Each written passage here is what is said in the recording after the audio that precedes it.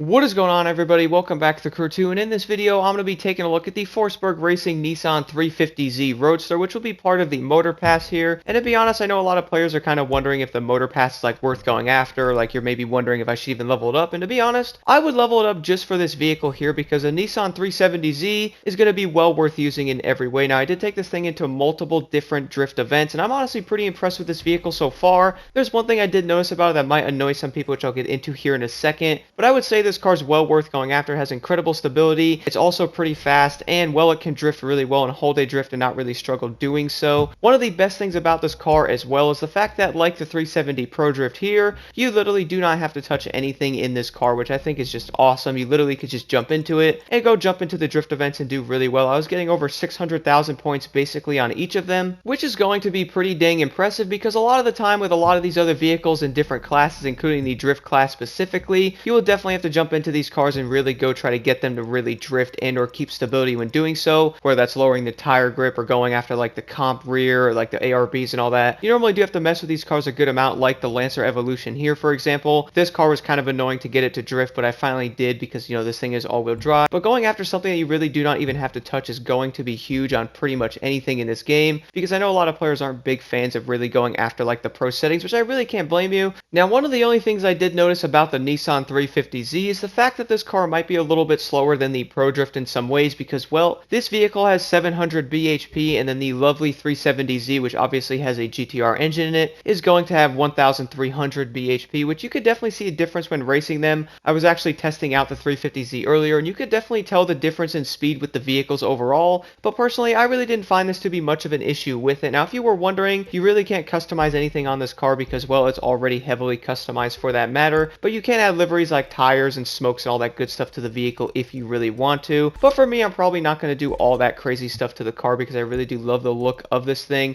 Now, I would also say these new drift cars are probably going to be everyone's favorite because, well, you really cannot go wrong with a vehicle that you can literally just jump into and start drifting. A lot of the other cars can be kind of annoying to actually drift. I know a lot of players might not be big fans of drifting anyway because of that, which I completely understand where you guys are coming from, because sometimes getting these cars to really drift good and or turn good for that matter can be a bit of a challenge in itself, and having vehicles like the 350 and the 370 in the game where we can actually just jump into an event and get good scores now and or practice is awesome to see. Now, you guys will see the background footage of the 350Z right now that I'm showing, and I gotta admit one thing, I'm actually really impressed with how this vehicle handles for the most part. Now, I'm sure it might be a little bit slower than the 370. I really do think this is one of the best Motor Pass vehicles I've used in a while, and I do recommend going after it. Definitely hit level 37 and try this thing out, but let's jump into an event right now, and I'll talk about this vehicle a little bit more. Now, jumping into the LA Harbor with the 350Z here, so I have tested this car out a good amount of times in other drift events in the game as well, most of them for that matter, and I gotta admit, I am pretty impressed with how this car drives. I mean, the stability of this vehicle is just honestly incredible. I would say probably because every Forsberg vehicle in the game just seems to be a lot of fun to use and also really good, and it seems like this car is also going to be in that category, which I do love. Now, if you guys might have been on the fence about the Motor Pass, I would highly recommend picking that up because, well, we do have an awesome car like this that I do think is well worth getting if you guys like drifting and all that or trying to get into drifting.